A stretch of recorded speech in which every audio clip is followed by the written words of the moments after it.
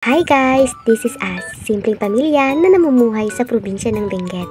Ngayong araw nga ay Sunday at after simba ay namasyal kami dito sa Tabayo Lake, dito sa Kabayan, Benguet. Every Sunday talaga ay nagyayaya ako sa asawa ko na mamasyal kahit dito lang sa malapit sa amin para at least ay makalabas man lang at mag-relax. Lalo na't Sunday lang ang free time niya na mailabas kami. Bilang housewife na nasa bahay lang talaga ay nakakaburyong din naman na puro loob lang ng bahay ang nakikita. Actually, nakapunta na ako dito kasama ng pinsan ko. Kung nakikita niyo yung buntis, siya yon. O diba, hindi naman siguro halata na gustong-gusto naming pumunta dito, no? Nag-aya rin sila last year na mag-relax daw dito and super unforgettable yon dahil kami-kami lang talaga. Tapos yung driver namin na hipag niya ay baguhan pa lang sa pagdadrive. Kaya naman, roller coaster talaga yung feeling. Lalo na't paakyat, sobrang taas at medyo hindi maganda ang daan papunta dito. Buti na lang at minsan lang naman kaming tumirik sa daan at safe naman kaming nakauwi. Sobrang ganda dito. Kaya naman, gusto ko ring ipa-experience ito sa asawa ko. Kaya pinilit ko talaga siya na dito kami pupunta. And so far naman, nagustuhan niya. At balak pa nga niyang bumalik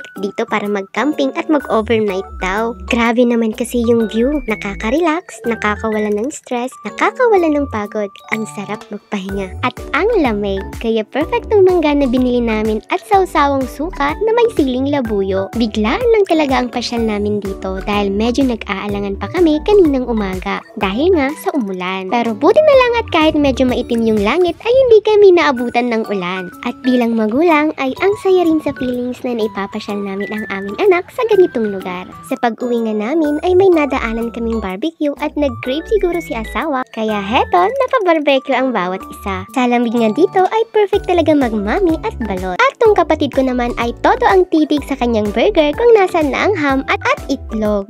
So hanggang dito na lang mga bi. Kita-kits sa susunod nating video. Maraming salamat! Kapag natutunan mong magpasalamat kahit sa maliit na bagay, mas mapapansin mo ang kagandahan sa paligid mo.